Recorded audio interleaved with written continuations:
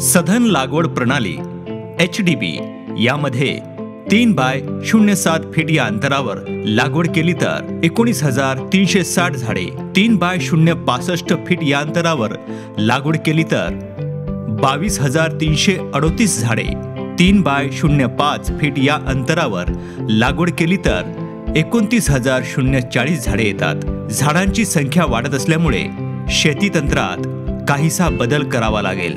सर्वप्रथम HDP सधन लागवड प्रणालीला अनुकूल असे वाण निवडावे लागेल। नुजेविदू सीडचे अर्मिता, विनर, सिरी हे वाण HDP ला अनुकूल असे वाण आहेत। HDP सधन लागवड प्रणालीला अनुकूल वाणामध्ये महत्त्वाची लक्षणे म्हणजे मजबूत झाड, सरळ वाढ, कमी पाने, जास्त संख्यामध्ये मोठी बोंडे, मूळ फांदी नसणे, फांद्यांची आडवी वाढ कमी।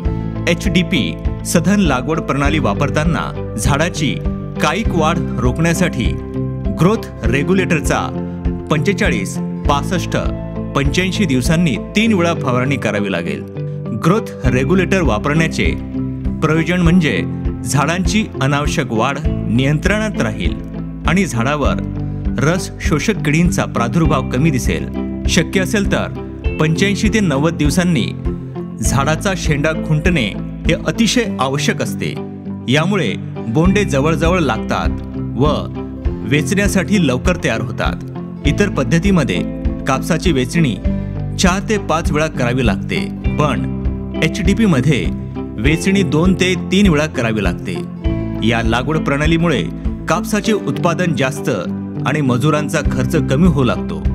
या पद्धतीमध्ये पीक लवकर तयार होतं आणि गुलाबी अळी आणि विविध रोगांपासून होणाऱ्या आर्थिक नुकसानीपासून पिकांचे संरक्षण होते। एवढेच नाही तर कापसाची वेचणी यंत्राद्वारे पण करू शकता। सधन लागवड पद्धतीला अनुकूल अशा वाणामध्ये बोंडांचे आकार मोठे आणि बोंडांचे वजन जास्त असते, तसेच कापसाची वेचणी अति सुलभ होते।